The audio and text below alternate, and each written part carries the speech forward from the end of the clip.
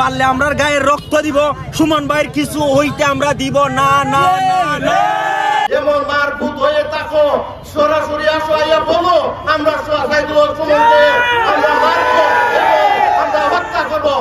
আমরা প্রশাসনের লোক লাগবে না, আমরাই তোমাদেরকে পিটিয়ে হত্যা করে দেবো। মধ্যে আছি যে আমরা জানি আমাদেরই হবিগঞ্জের রত্ন এস.এম. কিবরিয়াকে হত্যা করা হয়েছে। এই জন্য নেত্রীকে বিনয়ের সঙ্গে অনুরোধ জানাবো, ব্যারিস্টার সৈয়দ সাইদুল হক সুমন ভাইয়ের মতো একজন রত্নকে যেন যত্ন করে রাখা হয়। আপনারা হুমকি দিবেন, আপনাদের হুমকি এই ধমকি এই জুলারঘাট মাধবপুরবাসী মানবে। আমি অনতিবিলম্বে সংসদ চলছে, স্পিকার মহোদয়, স্বরাষ্ট্রমন্ত্রী, তাড়াতাড়ি আপনারা এই সাধারণ জনগণকে শান্ত করুন। একটা কথা বলতে চাই, যারা আপনারা হুমকি দামকি দিতেছেন এখন থেকে সাবধান হয়ে যান। আর নইলে আমাদের ব্যারিস্টার সুমনের উপরে যদি একটি ফুলের আঘাত থাকে, আমরা যাকে সন্দেহ তাদেরকে আমরা পতন দিয়ে বলে দিতেছি, আমরা যাকে সন্দেহ হবে তাদের বাড়িঘর পুড়িয়ে দিব। আপনারা সাবধান হয়ে যান। আমরা সারা বাংলাদেশের আলোড়ন সৃষ্টিকারী এবং আমাদের মানবতার ফেরিওয়ালা সাইদুল হক সুমনকে কেউ থামিয়ে রাখতে পারবে না। আমরা সুন্দরবাসী, আমরা এখন এতদিন অন্ধকারে ছিলাম, এখন আরো আদুর পথে আমরা এগিয়ে এসেছি।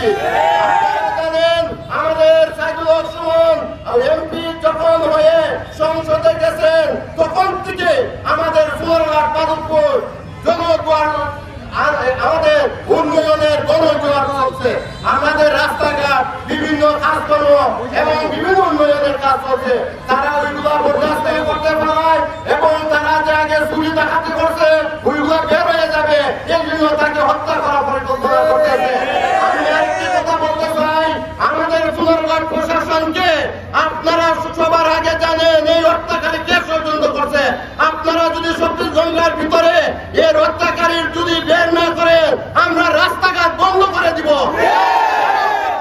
আমি বলে দিলাম, আর যতটুকু শক্তি লাগে আমি অতটুকু শক্তি দিয়ে আমি রাজপথে নামবো। আমি কোনো দল করি না, কোনো রাজনৈতিক করি না, আগে করছি কলেজে থাকতে আমি রাজনৈতিক করছি, আমাদের মতো কেউ রাজনৈতিক করে না।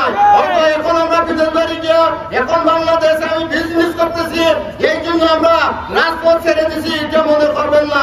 আমি যে কোনো ব্যাপারে আপনাদের সামনে আমি হাজির হইয়া আপনাদের যে কোনো ব্যাপারে আমি সাহায্য সহযোগিতা করে যাবো।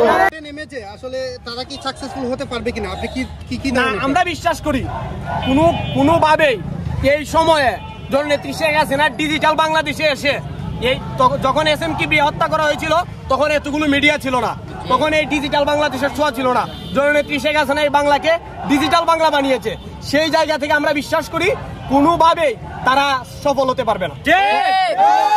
আসলে হত্যার উদ্দেশ্যটা কেন হতে পারে বলে মনে করেন? দেখুন, ব্যারিস্টার সৈয়দ সাইদুল হক সুমন ভাই উনি এমপি হবার আগ থেকেই উনি বিভিন্ন অন্যায় অবিচারের বিরুদ্ধে প্রতিবাদ করে আসছেন, অসঙ্গতি নিয়ে কথা বলেছেন।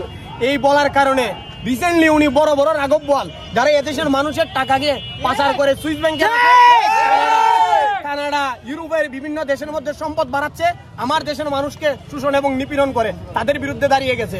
যারা সরকারের বিভিন্ন পর্যায়ে আমলা হয়ে তারা এই দেশটাকে শোষণ করছে তাদের বিরুদ্ধে দাঁড়িয়েছে, সেই জন্য এই হত্যার পরিকল্পনা চলছে। তবে আমরা বিশ্বাস করি এই পরিকল্পনাকারীরা কখনো সাকসেস হতে পারবে না। আপনারা কি চাচ্ছেন? আমরা চাচ্ছি আমাদের নেত্রী জননেত্রী শেখ হাসিনা এদেশের প্রশাসন এর পদক্ষেপ নেবে এবং যারা এই পরিকল্পনা করেছে তাদেরকে বের করে আনবে।